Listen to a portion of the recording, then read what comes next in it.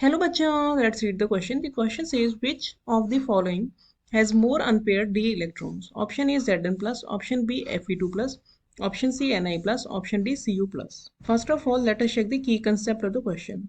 The key concept of this question is that for d block elements, the general electronic configuration is n minus 1 d 1 to 10 ns 1 to 2.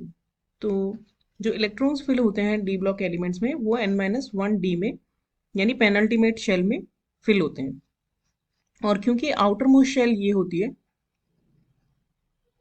जो ns है वो outer most है, तो इसलिए जब भी electron remove होते हैं तो रिमूव हमेशा आउटर मोस्ट से होते हैं। तो इलेक्ट्रॉन्स जब रिमूव होकर कैटायन बनेंगे तो वो electrons will be remove from ns orbit. Now let us check the complete solution of the question. Question में हमसे क्या पूछा है? क्वेश्चन में हमसे ये पूछा है कि किसमें ज़्यादा अनपेयर्ड डी इलेक्ट्रॉन्स हैं।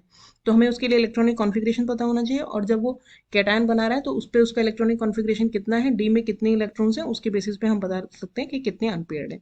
तो सबसे पहले we will start with Zn only. तो Zn का जो एटॉमिक नंबर होता है वो होता है 30। तो पहले हम न्यूट्रल एटम का लिखेंगे, after that we will go to the cation. तो न्यूट्रल एटम का अगर हम इलेक्ट्रॉनिक कॉन्फ़िगरेशन लिखें तो इसे इजी वे में लिखने के लिए हम उससे पहले वाला इनर्ट गैस को एज सच ले लेते हैं जिसमें 18 इलेक्ट्रॉन्स होते हैं, बाकी के हमें 12 इलेक्ट्रॉन्स और फिल करने हैं। तो 12 इलेक्ट्रॉन्स जो हो जाएंगे वो हो जाएंगे 3d10 4s2, क्योंकि जो आर्गन का होता है वो होता है 1s2 2s2 2p6 3s2 3p6। तो यहाँ पे हम 3p तक फिल कर चुके हैं 18 इलेक्ट्रॉन्स।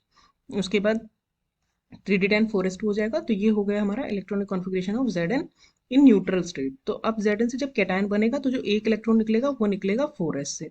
तो Zn प्लस का जो इलेक्ट्रॉनिक कॉन्फ़िगरेशन हो जाएगा वो हो जाएगा Ar 3d10 4s1। तो यहाँ पे डी डी इलेक्ट्रॉन्स पूछे हैं अनपेयर्ड। यहाँ पे डी जो है वो कम्प्लीटली फिल्ड है। तो कम्प्लीटली जब फिल्ड होता है तो सारे ही इलेक्ट्रॉन्स पेयर्ड होते हैं। जब भी हम डी में इलेक्ट्रॉन्स भरते हैं तो पहले सारे सिंगली ऑक्यूपाइड होते हैं और उसके बाद उनका पेयरिंग होता है। तो क्योंकि इसमें 10 पूरे इलेक्ट्रॉन्स हैं तो अनपेयर्ड इलेक्ट्रॉन्स अगर यहाँ पे हम सबकी समरी लिखते जाएं अनपेयर्ड इलेक्ट्रॉन, तो इसमें अनपेयर्ड इलेक्ट्रॉन्स होंगे 0। फिर उसके बाद अगर हम Fe की बात करें तो Fe का एटॉमिक नंबर होता है 26। तो 26 के हिसाब से इसका इलेक्ट्रॉनिक कॉन्फ़िगरेशन हो जाएगा Ar 3d6 4s2। अब यहाँ से बनाना है हमें Fe2 प्लस, यानी कि 2 इलेक्ट्रॉन्स रिमूव कर रहे हैं तो 2 इलेक्ट्रॉन 4s से निकलेंगे। तो Fe2 प्लस का इलेक्ट्रॉनिक कॉन्फ़िगरेशन हो जाएगा Ar 3d6। तो 3d6 जब फिल होगा तो इस वाले केस में भी पहले 5 इलेक्ट्रॉन्स अनपेयर्ड होंगे, यहाँ से क्लोज है, 5 इलेक्ट्रॉन्स अनपेयर्ड होंगे और एक हो जाएगा पेयर्ड क्योंकि एक ही इलेक्ट्रॉन एक्स्ट्रा बचा है इसके पास। तो इसके पास अनपेयर्ड इलेक्ट्रॉन्स हो गए 4। फिर हम बात करते हैं Ni की। तो Ni जो होता है उसका एटॉमिक नंबर होता है 28। तो 28 के हिसाब से इसका इलेक्ट्रॉनिक कॉन्फ़िगरेशन हो गया Ar 3d8 4s2।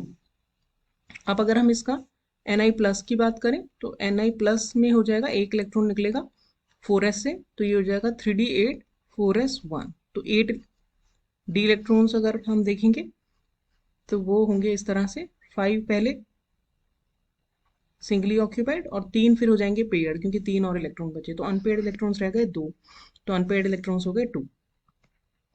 उसके बाद पीछे हमसे कॉपर में, कॉपर प्लस में। तो कॉपर का एटॉमिक नंबर होता है 29। 29 का इसका जो इलेक्ट्रॉनिक कॉन्फ़िगरेशन होता है वो होता है 3d10 4s1, क्योंकि यहाँ पे ये फुली फिल्ड है और ये हाफ फिल्ड है तो ज़्यादा एक्स्ट्रा स्टेबिलिटी है, इसीलिए 3d9 4s2 ना होकर 3d10 4s1 होता है ड्यू टू एक्स्ट्रा स्टेबिलिटी। अब यहाँ से अगर हम एक इलेक्ट्रॉन निकालें तो कॉपर प्लस बनेगा, एक electron obviously outer most 4s से निकल जाएगा और ये हो जाएगा 3d10। अब 3d10 में क्योंकि कंप्लीटली पेयर्ड होते हैं तो इसके पास भी अनपेयर्ड इलेक्ट्रॉन्स हो गए 0। तो हमारा करेक्ट आंसर क्या हो गया? जिसके पास है 4 अनपेयर्ड इलेक्ट्रॉन, क्योंकि हमसे मैक्सिमम पूछा है, तो हमारा करेक्ट आंसर हो जाएगा option B. Hope you understood the solution well. Thank you.